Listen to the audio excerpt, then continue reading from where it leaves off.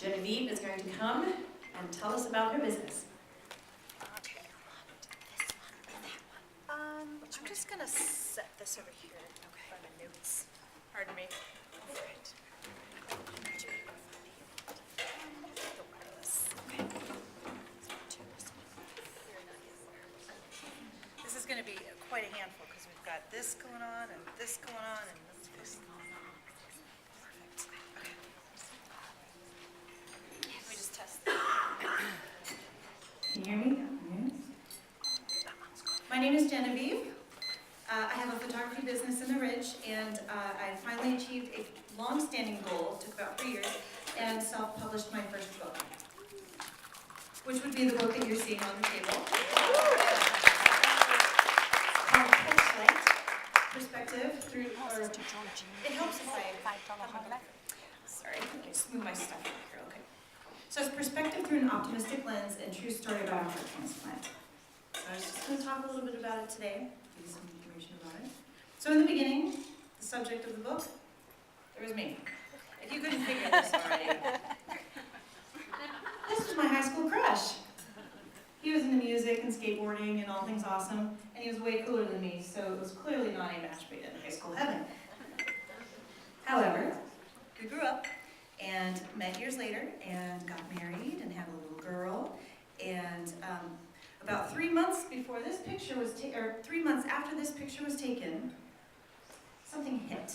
My husband got a deadly staph infection that traveled to his heart, and he ended up needing to be on the transplant list and waited about 60 days for a heart.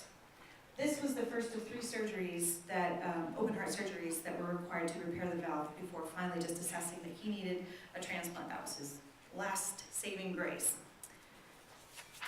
Thankfully, he got a transplant. And this was this was 60 days after that first picture.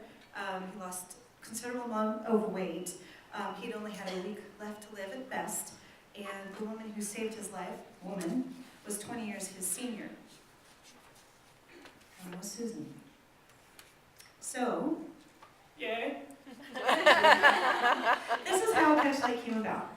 And there's 3 reasons why I wanted to write this book. I have a lot of passion behind it. I wanted to fight for organ donation advocacy because the reason he waited so long was because not enough of us are signed up. There's plenty of us passing away every day. But even if you're registered and you don't let your family know your wishes, they can override them when it comes time to decide. And we also wanted to, my husband and I, support a fund that is all transplant-related drug research and testing, so it's to benefit transplant patients universally. So what is a catchlight? I'll read it. A catchlight is the twinkle in one's eye caused by reflected light that takes the shape of the source of illumination, usually from a restricted light or window. In art and photography, this very small element has the capacity to transform an entire portrait, bringing the subject to life. As a photographer, and someone who is always looking toward the light and finding the bright side in any situation, even the sewage treatment plant date. That's right, you did. Yes. It seemed a fitting title. So why write the book? Why put myself out there? 2 minutes, thank you. Okay. Obviously inspiration. It's an inspirational story. And what we found were, as we were kind of enduring this journey, my husband was checked out most of the time, but I sat by his side in this nasty pink pleather chair.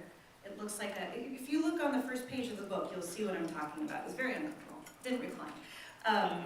But living day to day and being his rock, and being a rock for the family, and basically tapping into these philosophies that I'd grown up with, and these methodologies, of sort of mental endurance that I could then apply to a situation like this was something that I felt should be shared. And a lot of people were finding inspiration and encouraging words from it. And I was sending daily blogs and posts. I have a writer's background, so I was able to write more eloquently than I can actually deliver it. But if you have a moment, I would like for you to take a look. There's a chapter in there called Not All Scars Are Ugly. And It's actually the start of our next project, which is basically about how our scars thicken our skin. And they're reminders of trauma and hardship, but because they're always there and our skin has thickened, it should remind us to do the same mentally and in our day-to-day. So, enough of that picture. Sorry, it's not the most uplifting photo.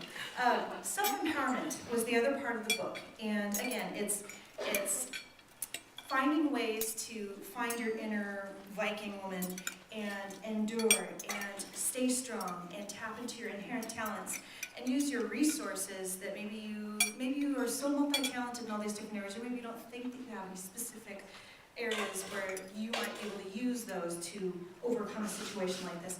But when you can tap into them and use them, and if it's nothing else but more of a distraction, at least when you come out of it, you've got something to show for it, and a little bit of pride, even if the outcome isn't as awesome as you want it to be. So, we all have our ways of dealing with stress. Some are more beneficial than others. This, for example, I don't know if you know who Lindsay Lohan is. So 7 years of drugs and alcohol can do this to someone, whereas 21 years of Earl Grey tea has a much nicer effect. Isn't he a cutie? I always had a crush on him as a little kid. Is that strange? I think that's strange. So here's the chapter list, and specifically the part that's self-empowering is this small section here called the Optimist's Handbook.